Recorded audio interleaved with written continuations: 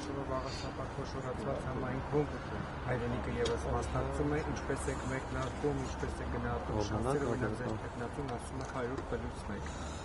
Մեր տեխնացուն ինչ ասում է, ճիշտ է ասում, ես էլ եմ շատ բարձր գնահատում մեր շանսերը, բայց դա եթե խոսենք ընդհանուր որպես թիմին քաջալերելու եւ ասելու համար, այո, բոլորս էլ պետք է ասենք, որ հաղթել ենք, բայց մենք ունենք ավելի կարևոր նպատակ։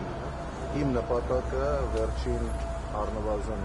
5-6 տարին մեկն է, ազատվել այս իշխանություններից, ԿՊ-ին իշխանազրկել եւ սա այն քայլերից է, որը մենք պետք է անենք վաղ շաբաթում եւ ես վստահ եմ, որ նոյեմբերի 16-ին մենք փաստելու ենք, որ ԿՊ-ն չկարողացավ վաղ շաբաթում վերցնել իշխանությունը։ Սա ենթադրում է, որ անգամ եթե միանձնյալ չհաջողվի ձևավորել իշխանություն, կհամագործակցեք այլ ուժերի։ Միանշանակ ցանկացած ընդդիմադիր ուժի հետ մենք պատրաստ ենք համագործակցել, դա մենք միշտ ենք ասել, բաց ենք համագործակցության համար, բայց մենք ամեն ինչ անելու ենք, որպեսզի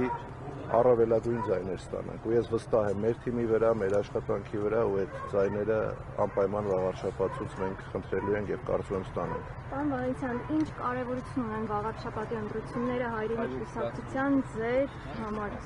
Վաղարշաբաթի ընտրությունները իհարկե շատ կարևոր իրադարձություն են հայրենիք կուսակցության համար, բայց վաղարշաբաթի ընտրությունները պետք է դիտարկել մի քիչ ավելի լայն սպեկտրով, որովհետեւ վերջի ժամանակահատվածում, երբ հարձակում է իրականացվում հայ-առաքելական Սուրբ եկեղեցու վրա, իսկ Էջմիածինը մեր հոգևոր մայրաքաղաքն է ողջայության, մենք պետք է այդ տեսանկյունից նաև նայենք եւ հասկանանք եւ աղարշաբաթին Էջմիածինցին պետք է իր հստակ խոսքը ասի, որ այն իշխանությունը, որը սկսել է գործել ընդդեմ հայ-առաքելական Սուրբ եկեղեցու, չի կարող իշխանություն ձևավորել հոգևոր մայրաքաղաքում։ Վահանցյան արդեն խոսում են, որ վարչական ռեսուրս է կիրառում իշխանությունը, ինչպես է պայքարելու։ Վարչական ռեսուրսի դեմ պայքարելու ենք մեր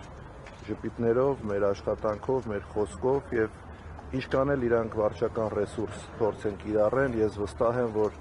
որևէ արդյունքի չեն հասնելու, որովհետեւ քաղաքացիական պայմանագիր կուսակցությունը վաղարշաբաթում, ես կասեի ողջ Հայաստանի Հանրապետության տարածքում այլևս այնքան ցածր վարկանիշ ունի եւ բնակչության կողմից աջակցություն, որ անգամ վարչական ռեսուրս կիրառելու դեպքում նրանց չի հաջողելու հաղթանակի հասնել վաղարշաբաթում։ Այստեղ կարող են մի բան անել, կարող են գործի դնել իրավապահ համակարգը, սկսեն ապօրինի ձերբակալություններ, որը տեսնում ենք վերջին շրջանում եւս շատ ակտիվ կիրառվում է, բայց մենք վախենալու բան չունենք, որովհետեւ մենք որևէ բան չենք արել, մենք որևէ խախտումներ չենք արել ու վստահաբար մենք գնում ենք հաղթանակի, ինչքան ուզում են վարչական ռեսուրս կիրառել։ Վարդան Ղուկասյանի կալանավորումը ապօրինի եք համարում, ընդհանրապես տեղի ունեցող զարգացումները ինչ իրական։ Վարդան Ղուկասյանի հետ տեղի ունեցածը սենց թենենց ունի քաղաքական ենթատեքստ, անգամ եթե հետագայում պարզվի, որ նա կատարել է քրեական հանցագործություն, անգամ այդ պարագայում սենց թենենց Վարդան Ղուկասյանի կալանավորումը եւ հետապնդումը ունի քաղաքական ենթատեքստ, բայց հաշվի առնելով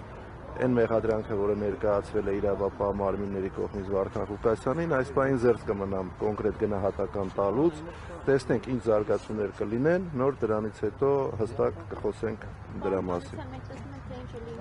Ընդդիմադիր ընտրված համայնքի ղեկավարների հետ, ովքեր ստանում են ժողովրդի քվեն։ Իշխանությունը կարծես չի հանդուրժում ընդդիմադիրներին, մտավախություն չկա, որ Էջմիածինում կկրկնվի նույն բազմությունը։ Եթե այդ մտավախություններով մենք առաջնորդվենք, պետք է որևէ բանով չզբաղվենք, պայքարը դադարեցնենք եւ սպասենք, տեսնենք թե ինչ կանի ԿՊ-ն մեր երկրի հետ։ Որևէ մտավախություն չկա, ելի եմ ասում, մենք շատ ամուր ենք, շատ վստահ ենք մեր հաղթանակի մեջ ու ինչ ուզում է անի իշխանությունը, մեկը որևէ հաջողության չի հասնելու։ Շնորհակալություն։